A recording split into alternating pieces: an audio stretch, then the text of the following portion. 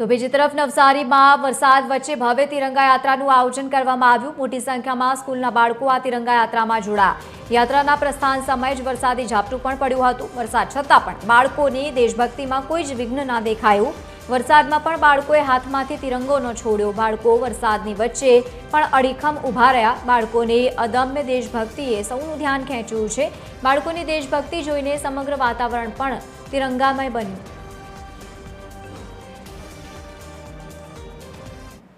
9મી ઓગસ્ટથી લઈને 17મી ઓગસ્ટ સુધી ભારત સરકાર અને રાજ્ય સરકાર તરફથી હર ઘર તિરંગા પર્વનું આયોજન કરવામાં આવી રહ્યું છે। જેના ભાગરૂપે આજે નવસારી શહેરમાં જિલ્લા વહીવટીતંત્ર અને નવસારી મહાનગરપાલિકાના સંયુક્ત ઉપક્રમે એક વિશાળ તિરંગા યાત્રાનું આયોજન કરવામાં આવ્યું, જેમાં ખૂબ મોટી સંખ્યામાં યુવાનો, બાળકો અને સમાજના તમામ વર્ગોના લોકો એમાં જોડાયા। આપના માધ્યમથી લોકોને અપીલ કરવા માંગુ છું કે એ પણ રાષ્ટ્ર પર્વની ઉજવણીમાં સહભાગી થાય અને રાષ્ટ્ર નિર્માણમાં પોતાની ભૂમિકા ભજવે।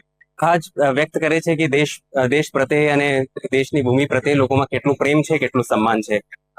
મહાનગરપાલિકા અને જિલ્લા વહીવટીતંત્ર ફરી લોકોને અપીલ કરવા માંગુ છું કે જ્યારે પણ આ પ્રકારના રાષ્ટ્રીય પર્વની ઉજવણી થતી હોય, મોટી સંખ્યામાં પ્રતિસાદ આપે અને ભાગ લે।